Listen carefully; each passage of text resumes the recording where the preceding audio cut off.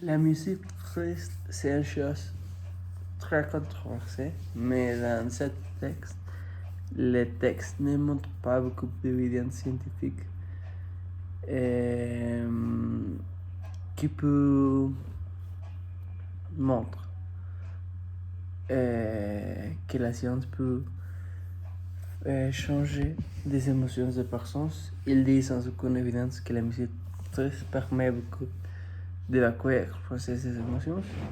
Et je suis d'accord. Je suis pour que la musique triste a beaucoup de choses positives, mais en même temps, la musique peut influencer de manière exagérée les personnes.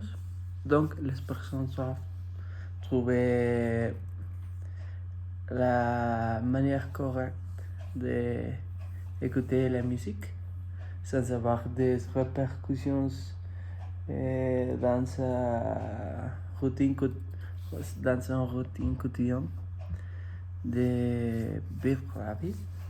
Et donc c'est ça. Chaque personne a des différentes manières d'écouter la musique. Par exemple, dans mon cas, je suis une personne qui aime beaucoup la musique. J'écoute la musique du rap ou pop française, ou banda, de salsa, de reggaeton, beaucoup de choses et beaucoup de diversité. Et de temps en temps, j'écoute de la musique pour essayer de changer mes émotions. Et si je voudrais arrêter d'être triste, j'écoute de la musique. Et parfois si je veux devenir encore plus triste, je aussi écoute de la musique. Mais je pense que en écoutant de la musique pour changer tes émotions, tu dois être très attentif pour ne pas influencer une forme un peu dangereuse pour les personnes. Parce que oui, c'est vrai que la musique te peut faire beaucoup de choses. Par exemple, il te peut motiver, il te peut commencer les jours d'une bonne manière, mais tu dois être attentif de ne pas les étoiles influencer beaucoup avec la musique. Et par exemple, dans les paroles, parfois sont des choses avec beaucoup d'exagération et ils ne montrent pas des choses qui sont vraiment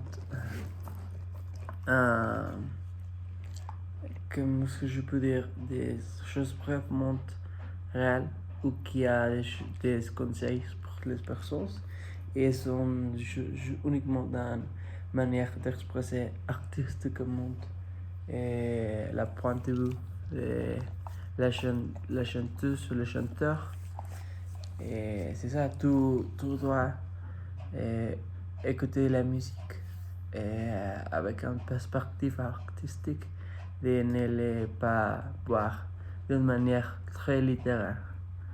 Et parce que par exemple, la musique a beaucoup de puissance pour faire des mouvements sociaux et pour changer la vie des personnes. Et c'est une chose, c'est une chose avec, comme comme j'ai dit avant, très positive, mais avec des choses négatives. Parce que par exemple, une personne qui peut être avec de la répression, la musique pour les améliorer sa situation de vie, pour faire la personne avoir des meilleures croissances, des meilleurs habits dans sa vie. mais aussi la musique peut faire les personnes d'avoir une croissance de la vie un peu rurale. Par exemple, au Mexique, euh, c'est tellement un problème, les narcocorridos, que c'est un sujet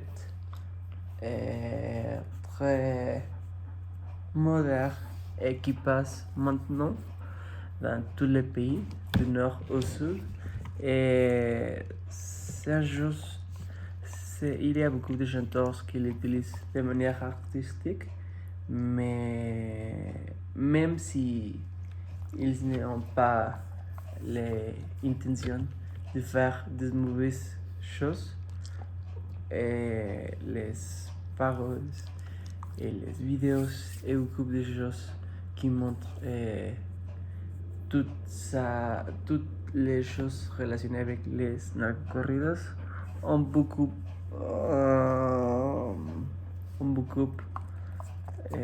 changé la perspective de voir beaucoup de choses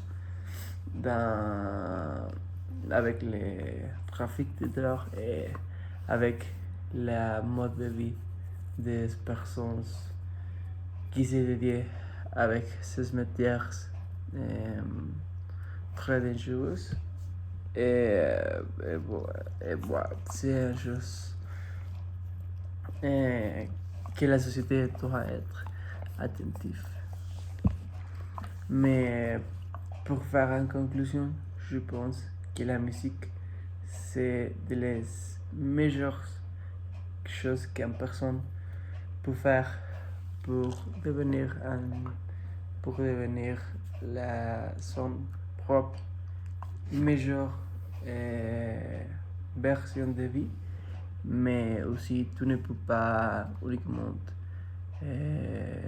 utiliser de la musique pour améliorer ta vie ou pour contrôler tes émotions. Tu dois faire beaucoup d'autres choses et la musique c'est juste une petite partie pour toi d'essayer de changer tes émotions ou de vivre ta vie. Mais tu dois écouter la musique juste parce que tu l'aimes et parce que tu la trouves intéressante, non uniquement pour changer tes émotions. Et c'est ça.